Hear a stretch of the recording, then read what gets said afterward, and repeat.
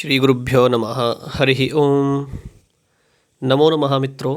जैसा कि हम पढ़ रहे थे शिशु बोध, और हमने उसमें शिशु बोध में पढ़ा है पंचांग। अभी तक पंचांग परिचय हमने देखा है, तिथि वार नक्षत्र योग और करण। अब इसी क्रम में आगे अगर हम चलते हैं तो एक सभी का कुछ ना कुछ नाम तो होता ही है, आपने देखा है। तो जन्म समय से हम नाम कैसे निकालते हैं, है ना। प्रत्येक व्यक्ति का कोई ना कोई राशि या कोई ना कोई नक्षत्र सिंबल साइन होता ही होता है। तो क्या हम कैसे जानें कि हमारा नक्षत्र क्या है, हमारी राशि कौन सी है।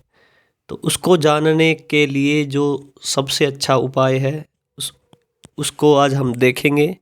इसको ज्योतिष में कहते हैं अवगाहड़ा चक्र, जिसके माध्यम से हम नामाक्षर से अपने नक्षत्र को, अपनी राशि को जानते हैं। और जिस समय में बच्चा जब जन्म लेता है तो उस समय जो नक्षत्र होता है, जो राशि होती है, उसी के अनुसार, उसी नक्षत्र के चरण के अनुसार प्रत्येक पाद पे, प्रत्येक नक्षत्र के एक एक चरण पे एक एक अक्षर होता है। तो वह अक्षर किस नक्षत्र में कौन कौन सा है, किस राशि में कौन कौन सा होगा। अब हम मोटा मोटा सबसे पहले देखेंगे मित्रों कि जो हमारी राशियां हैं वह 12 हैं। यह हम पहले अपने लघु जातकम के जो प्लेलिस्ट है उसमें पढ़ चुके हैं। आप वहां जाकर देख सकते हैं। लघु जातकम में राशियां, राशियों के वर्ण इत्यादि, राशियों के बारे में बहुत सारी वीडियो उसमें बनी हुई है। तो राशियों के बाद आता है नक्षत्र का।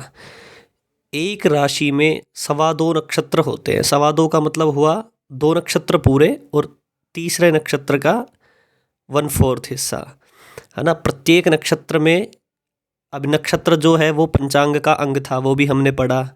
नक्षत्र 27 होते हैं और नक्षत्र, हर प्रत्येक नक्षत्र में 4 चरण होते हैं। तो 27 × 4 108 हो गए। तो अब समझ में आ रहा है आपको 108 का महत्व। हमने जो आकाश मंडल है उसमें भी 108 भागों में, अभी देखिए राशि, राशि के अंदर नक्षत्र, उसके अंदर भी, नक्षत्र के अंदर भी चरण, है ना। कितने डीप में जाते हैं हम, तो राशि से ही बात करते हैं। तो वहाँ पर अगर हम पहुँचते हैं तो वहाँ तक 108 भाग बन जाते हैं। तो प्रत्येक नक्षत्र के जो चरण हो गए 108, 27 नक्षत्र के, उन 108 चरण के लिए 108 ही अक्षर डिसाइड है, जिनके अनुरूप हमें नाम जो होता है रखना होता है। ठीक है, तो आज हम वही देखेंगे। सबसे पहले हमारी राशि है मेष राशि। तो हम देखेंगे प्रत्येक में कि मेष राशि में कौन कौन से नक्षत्र हैं और उनके चरण किस प्रकार से हैं और उनके नामाक्षर क्या हैं। तो जैसा कि आप देख पा रहे हैं, यह है मेष राशि। सबसे जो पहली राशि है, अगर किसी व्यक्ति का नाम चू से है, चे से है, चो अथवा ला से है ना, तो उसका नक्षत्र हो जाएगा अश्विनी। अश्विनी के प्रथम चरण में अगर उसका जन्म हुआ है तो चू यानी चा की चू से हो जाएगा, छोटा चू या बड़े चू से उसका नाम स्टार्ट होगा। अगर किसी का नाम प्रारंभ हो रहा है चे से, तो उसका भी जो है अश्विनी नक्षत्र का द्वितीय चरण हो जाएगा। इसी प्रकार से अगर किसी का नाम चो से है तो उसका जो है अश्विनी नक्षत्र के तृतीय चरण में जन्म माना जाएगा। तो ये मेष राशि है, और मेष राशि में ये 2 नक्षत्र अश्विनी और भरणी, ये दोनों आप देख रहे हैं। इसके साथ ही कृत्तिका का 1 चरण, अश्विनी के 4 और भरणी के 4, और कृत्तिका नक्षत्र का प्रथम चरण। ये 9 पाद, ये 9 चरण मिलकर बनाते हैं मेष राशि। और इनके जो नामाक्षर हैं वह इनके सामने दिए गए हैं। चू चे चो ला, भरणी का है प्रथम का ली, द्वितीय का लू, तृतीय का ले, चतुर्थ का लो, और कृत्तिका का अ। अब एक चीज़ और ध्यान देने योग्य है, वह यह है कि जैसे कहीं पर छोटा लू है या कहीं पर बड़ा लू है ना, आह, तो आ के साथ ही, अब आ अलग से तो आपको कहीं मिलेगा नहीं, तो आ के साथ ही आ को मानना चाहिए, है ना। लो के साथ ही लऊ इत्यादि जो शब्द है उनको वो देख लेंगे। जो अगर आपका नामाक्षर प्रॉपर नहीं है तो उसके जो सबसे नज़दीक का अक्षर यहाँ नक्षत्र इसमें जो चार्ट में आपको सामने स्क्रीन पे दिखेगा, उसी के अनुसार आपका नाम माना जाएगा। इसी प्रकार से हम देखेंगे मेष के बाद वृषभ राशि। वृषभ राशि, अब चूँकि वृषभ राशि में जो आप देखेंगे कृत्तिका नक्षत्र में 2 से गिनती शुरू हो रही है, क्योंकि कृत्तिका का जो 1 नंबर है वह मेष राशि में जा चुका है। अब इसके बाद वृषभ राशि है, तो वृषभ राशि या वृष भी कहते हैं, इसका द्वितीय चरण से वृष राशि स्टार्ट होती है कृत्तिका नक्षत्र के।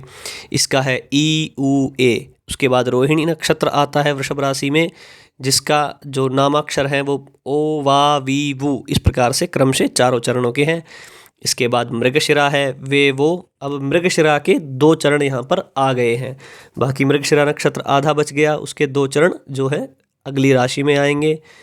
अब देखिए मृगशिरा नक्षत्र के तीसरा और चौथा चरण जो है मिथुन राशि में है, और मृगशिरा नक्षत्र का पहला और दूसरा चरण वृषभ राशि में जा चुका है। इसी क्रम में आगे मिथुन राशि में आगे देखेंगे मृगशिरा के उत्तरार्ध और आर्द्रा पूरा पुनर्वसु के प्रथम 3 चरण ये मिथुन राशि में आते हैं। इनके नामाक्षर हैं के को ह। अभी अगली राशि है जो हमारी चतुर्थ, वह है कर्क। कर्क राशि का प्रथम नक्षत्र है पुनर्वसु, है ना। पुनर्वसु का भी अंतिम हिस्सा, लास्ट 1/4 जो बचा है वह पुनर्वसु में आ गया, क्योंकि पहले के जो 3 थे वह जो मिथुन राशि में बीत चुके हैं। इसके बाद पुनर्वसु के बाद पुष्य नक्षत्र है, हु हे होड़ा। आश्लेषा है, डी डू डे डो। अब देखिए यहाँ पर ये नक्षत्र हो गया पूरा। अब जहाँ पर इस प्रकार से अंतिम जो नक्षत्र होगा उसके भी सारे चरण आएंगे, वह हो जाएगा आपका। अभी हम प्रत्येक में 3 नक्षत्रों के नाम तो पढ़ेंगे ही, तो जहाँ पर अंतिम वाला जो नक्षत्र, जैसे यहाँ पर आश्लेषा नक्षत्र है, और आश्लेषा नक्षत्र के जो चारों चरण हैं वो जहाँ पर समाप्त हो रहे हैं, तो ये हो गया आश्लेषा नक्षत्र, हो गया गंडमूल संज्ञक नक्षत्र। इसी प्रकार से हमारा जो अश्विनी नक्षत्र पहला था, उसके भी पहले या अंतिम वाले जो नक्षत्र हैं उनके जहाँ पर चारों चरण एक ही राशि में पड़ते हों वहाँ पर गंडमूल पड़ेगा। अब देखिए, एक तो मेष राशि में अश्विनी पड़ गया, दूसरा कर्क राशि में आश्लेषा पड़ गया। अब सिंह राशि का जो पहला नक्षत्र है मघा, अब मघा का मा मी मू में यहाँ पर भी चारों चरण मौजूद है, तो इसका मतलब क्या है, मघा नक्षत्र भी जो है वह गंडमूल संज्ञक नक्षत्र है। अब सिंह राशि के ये इन नक्षत्रों से अगर किसी का नाम है तो वह उसका जन्म भी गंडमूल नक्षत्र में हुआ है। इसके बाद पूर्वा फाल्गुनी, मोटा टी2, उत्तरा फाल्गुनी टे, यहाँ तक जो है सिंह राशि है। इसी क्रम में आगे कन्या राशि में उत्तरा फाल्गुनी नक्षत्र के अंतिम के 3 चरण, हस्त नक्षत्र पूरा और चित्रा के 2 चरण, ये मिलाकर बनते हैं कन्या राशि। इसके बाद जो है तुला राशि, चित्रा नक्षत्र के बाकी के बचे 2 चरण, स्वाति नक्षत्र पूरा और विशाखा के 3 चरणों से मिलकर बनती है तुला राशि। अब है वृश्चिक राशि। वृश्चिक राशि में अब पहले जो विशाखा नक्षत्र के 3 चरण पहले पिछले राशि में तुला में व्यतीत हो चुके हैं। अब अंतिम जो चरण है वह यहाँ पर आप देख पा रहे होंगे, विशाखा का 4th चरण। तो इसके बाद अनुराधा नक्षत्र पूरा और ज्येष्ठा नक्षत्र भी पूरा है।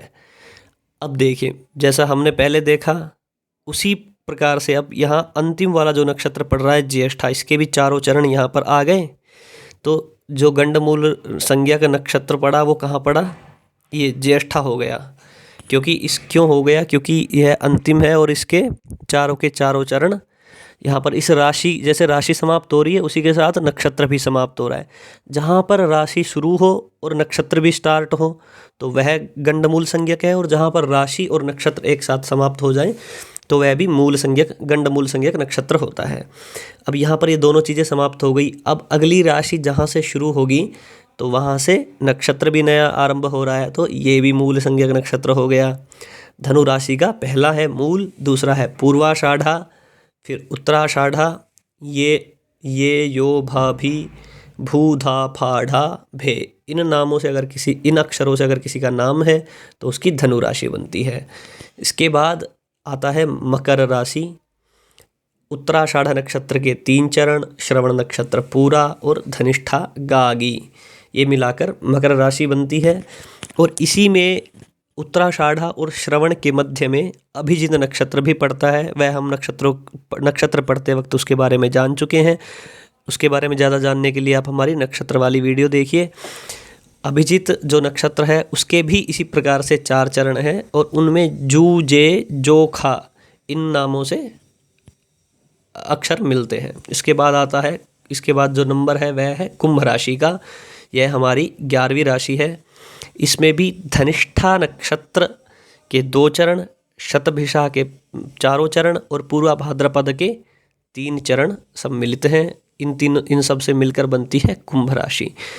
अब देखिए अंतिम जो राशि है हमारी वह है मीन और इसका प्रथम चरण है दी, उत्तरा भाद्रपदा के 4 और रेवती के 4। ये पूरा सब मिलाकर 9 चरण हो गए। इसी 9 सबके हैं और इनके 9 ये हैं। तो यहाँ पर रेवती भी खत्म हो रहा है और राशि भी समाप्त हो रही। तो ये फिर से गंडमूल संज्ञक हो गया। तो ये जो 6 नक्षत्र हुए ये इसमें गंडमूल संज्ञक जो हमने बताए, जो राशियों के आरंभ के साथ स्टार्ट होते हैं और राशियों के समाप्ति के साथ समाप्त होते हैं, वह इस प्रकार से 6 नक्षत्र पड़े जो गंडमूल संज्ञक होते हैं। तो अब इस वीडियो को देखने के बाद आप सभी कमेंट में अपने अपने नाम के जो पहला अक्षर है उसके अनुसार देखिए कि वीडियो के अनुसार आपका जो नाम है वह किस नक्षत्र और किस राशि का है। यह आप मुझे कमेंट करके बताएंगे। धन्यवाद।